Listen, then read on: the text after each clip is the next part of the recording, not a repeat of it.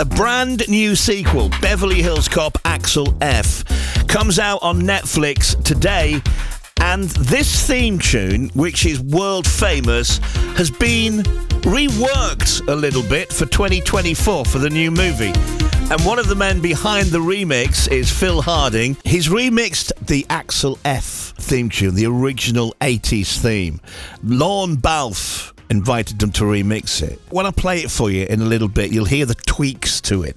I think you can also kind of hear the Stock Aitken and Waterman influence, because Phil used to be a producer for PWL back in the 80s and 90s, and you can kind of hear that influence there. So how did this come about, reworking this classic instrumental? I've been friendly with Lorne Balfe, who's a big Hollywood music producer and writer. I knew his father very well, and we've reconnected just recently on a couple of movies, and it's difficult to say no when it's this big, Wayne. How big is Lorne Balfe then in the world of music production and movies? What would we know him for? He's done the music to nearly all the Die Hard films. He's a protege of Hans Zimmer. He's quickly rising up the ranks to be as well known as Hans Zimmer is, really. Isn't it a bit daunting, though, because the original Axel F was such a big hit? You've probably heard the Crazy Frog version of it that came out. How on earth do you go about reworking it to put your stamp on it? If you go back to the Harold Faltermeyer original, it's quite open and very basic. So what we've done is toughened it up with quite heavy drum beats coming in straight away, guitars, the saxophone has been added. I think Lorne's done a very good job of updating it, and really we've just polished it off and powered it up for him in our mix that we did here in Suffolk, yeah. And you mixed it here in Suffolk. This big Netflix movie that's going to go across the world was made in your house.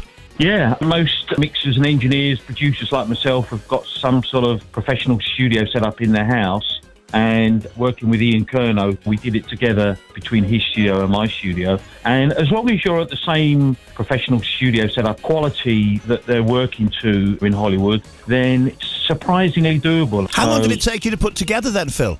Well, Lorne had done most of what you'll hear on the new version, and it took us about 4 days to round it off and mix it to the level it is now. Is it my imagination, or can I hear influences of Stock Aitken and Waterman in parts of this remix? A little bit. That's what Lorne asked us to do. He followed my career right through the 80s and 90s. So when he comes to Ian and I and asks us to do something, he requests that 80s type of sound. We also did some work on the Tetris movie that was out last year. And what he likes to try and do is to get the sound of the music in the movies to match the era. So what he's trying to do is take us back to the mid-80s to the first movie, but just an updated version. Has Eddie Murphy heard it yet, do you know? Any comments from him? I've been getting comments from the other musicians in Los Angeles that have played on it, but nothing from Eddie so far. I'll let you know if he gets in touch, Wayne. Phil, it's always good to chat. I'll let you get back to work. It's out today as well. You can catch it on YouTube.